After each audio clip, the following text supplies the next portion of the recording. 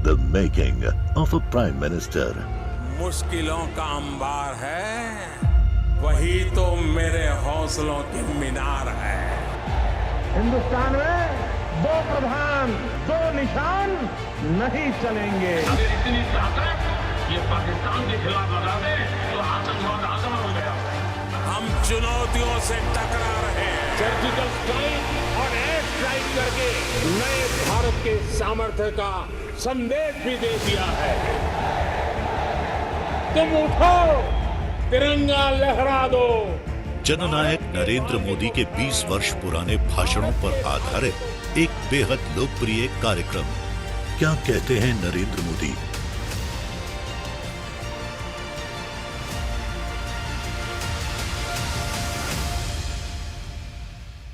नमस्कार, मैं हूं आपके साथ शिखा ठाकुर। हमारे खास प्रोग्राम क्या कहते हैं नरेंद्र मोदी में आज आपको सुनवाएंगे पीएम मोदी का वो ऐतिहासिक भाषण जो उन्होंने 22 दिसंबर 2013 को मुंबई में दिया। मोदी जी ने अपने भाषण में कहा कि हमारी समस्याओं का कारण देश की जनता नहीं है और न ही हमारा इतिहास और भूगोल है। हमारी समस्याओं का कारण कांग्रेस शासित सरकारें हैं और भारत को कांग्रेस से मुक्ति दिलाकर ही देश को समस्याओं से मुक्ति मिल सकती है। भाइयों बहनों, कांग्रेस पार्टी का चरित्र जब तक हम नहीं समझेंगे, देश की समस्याओं का समाधान नहीं सूझेगा। मित्रों, देश की समस्याओं का कारण देश की जनता नहीं है। हमारी समस्याओं का कारण हमारी भूगोल नहीं है। हमारी समस्याओं का कारण हमारा इतिहास नहीं है। हमारी समस्याओं का कारण प्राकृतिक संपदा नहीं है। हमारी समस्याओं का कारण कांग्रेस शासित सरकारें हैं। और इसलिए अगर समस्याओं से मुक्ति चाहिए तो उसका एक ही उपाय है, भारत को कांग्रेस से मुक्त करना होगा। कांग्रेस मुक्त भारत, ये सपना हमने साकार करना होगा। यही मुंबई की धरती है। आजादी के आंदोलन में अगस्त क्रांति मैदान से एक गुंज उठी थी, एक आवाज उठी थी, एक ललकार हुआ था, क्विट इंडिया। और पूरे देश में वो ललकार मंत्र बन गया था और आखिरकार अंग्रेजों को हिंदुस्तान छोड़ना पड़ा। ये मुंबई की धरती से उठी हुई आवाज, क्विट इंडिया का मंत्र भारत को आजादी दिला गया। भाइयों बहनों, उसी मुंबई की धरती से फिर एक बार आवाज उठनी चाहिए, कांग्रेस फ्री इंडिया।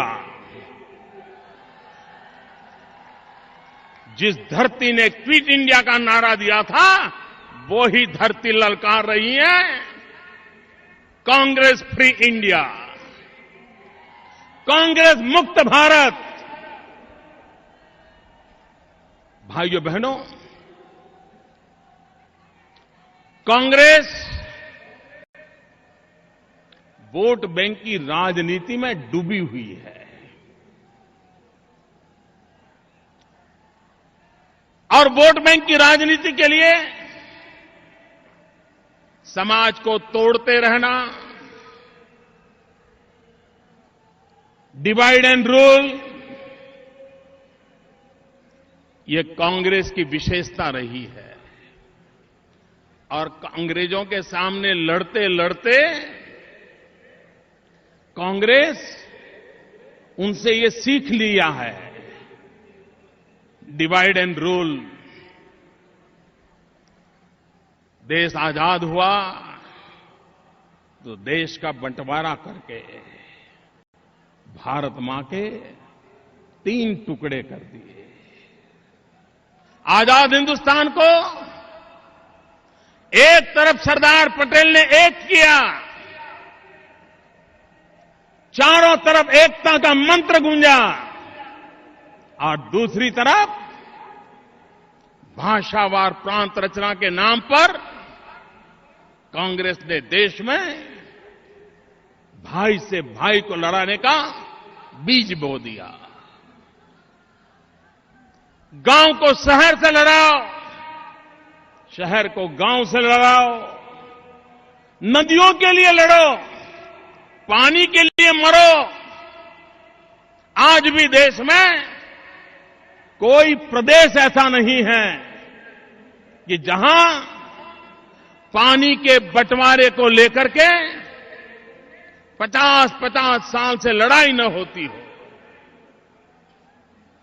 और दिल्ली में बैठी हुई कांग्रेस सरकार को, महाराष्ट्र में बैठी हुई कांग्रेस सरकार को भाई को भाई से लड़ाने में, गांव से गांव को लड़ाने में, जाति बिरादियों को लड़ाने में, पंथ और संप्रदायों के बीच झगड़ा कराने में उनकी वोट बैंक की राजनीति सुरक्षित रहती है। और इसलिए कांग्रेस पार्टी वोट बैंक की राजनीति में डूबी हुई है। भाइयों बहनों, जब तक वोट बैंक की राजनीति से हम देश को मुक्त नहीं कराएंगे और देश को विकास की राजनीति के रास्ते पर नहीं ले जाएंगे, देश की समस्याओं का समाधान नहीं होगा। भाइयों बहनों, भारतीय जनता पार्टी ने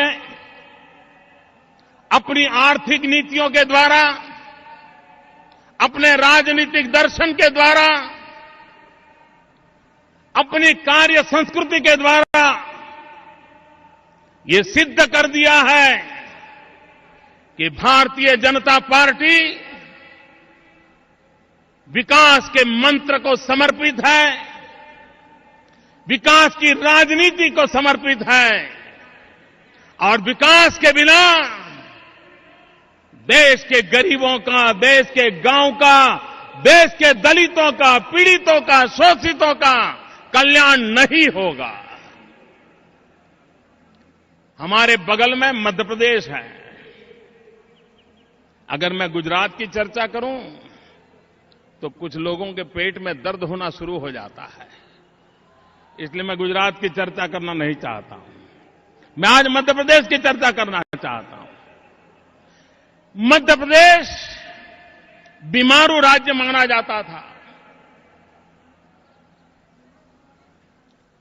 कांग्रेस पार्टी के शासन ने मध्य प्रदेश को बीमारू राज्य बना दिया था, लेकिन शिवराज सिंह के नेतृत्व में भारतीय जनता पार्टी ने विकास की यात्रा को आगे बढ़ाया। आज मध्य प्रदेश बीमारू राज्य के कलंक से मुक्त हो गया। भाइयों बहनों, मध्य प्रदेश में खेती के क्षेत्र में, कृषि के क्षेत्र में कोई ज्यादा प्रगति नहीं होती थी, लेकिन शिवराज जी की सरकार ने, भाजपा की मध्य प्रदेश की सरकार ने सिंचाई के काम को बल दिया। अधिकतम भूमि में इरिगेशन के लिए धन खर्च किया। और भाइयों बहनों, आज मैं गर्व से कहता हूं, कोई जमाना था पंजाब, हरियाणा, उत्तर प्रदेश धान की खेती में नंबर 1 माना जाता था। देश के अन्न के भंडार इस राज्यों से भरे जाते थे।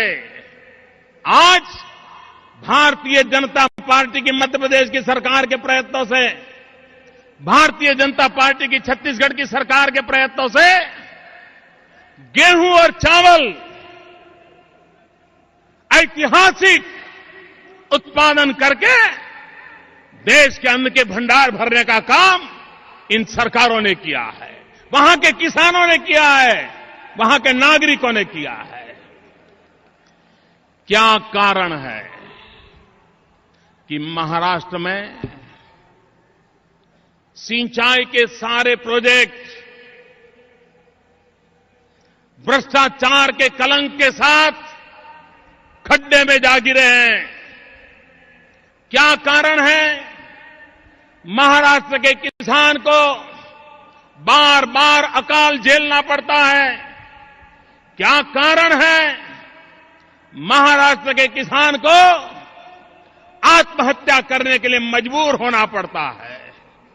भाइयों बहनों, भारतीय जनता पार्टी की सरकार होती, विकास का मंत्र होता, तो आज महाराष्ट्र के गांवों की जो दुर्दशा है, आज महाराष्ट्र के किसानों की जो दुर्दशा है, महाराष्ट्र में हजारों किसानों को आत्महत्या करने के लिए मजबूर होना पड़ा है, मैं विश्वास दिलाने आया हूं वो दिन कभी भाजपा के राज में नहीं आते। मेरा किसान सुखी होता, संपन्न होता। लेकिन भाइयों बहनों, कांग्रेस पार्टी को विकास की राजनीति में विश्वास नहीं है।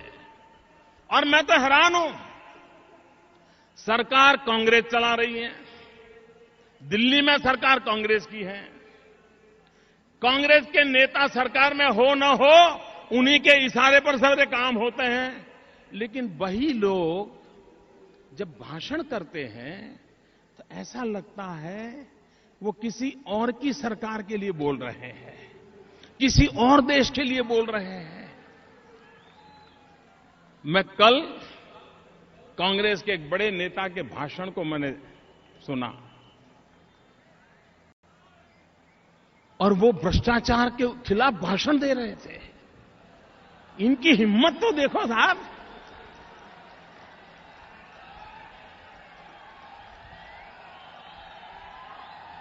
कोई ऐसी हिम्मत नहीं कर सकता। इतने भ्रष्टाचार में डूबे हुए लोग, इतने बदनाम लोग, उसके बावजूद भी निर्दोष चेहरा बना करके भ्रष्टाचार के खिलाफ भाषण दे रहे हैं। और वक्रता देखिए, भ्रष्टाचार के आदर्श का घोटाला,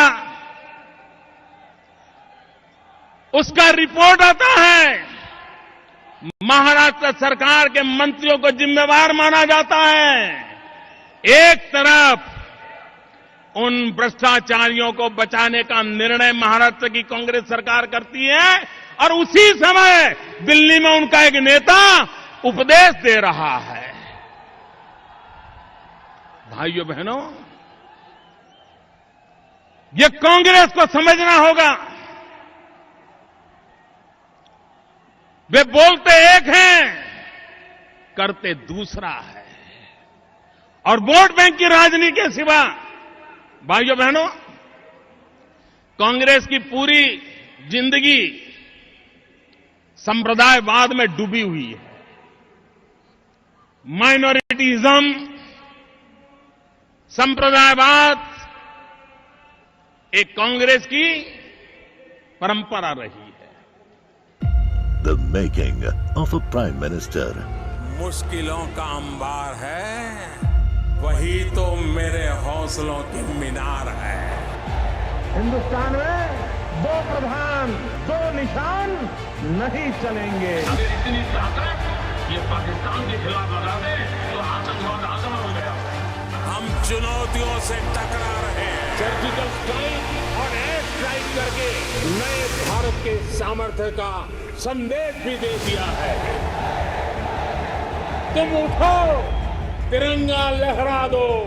जननायक नरेंद्र मोदी के 20 वर्ष पुराने भाषणों पर आधारित एक बेहद लोकप्रिय कार्यक्रम क्या कहते हैं नरेंद्र मोदी।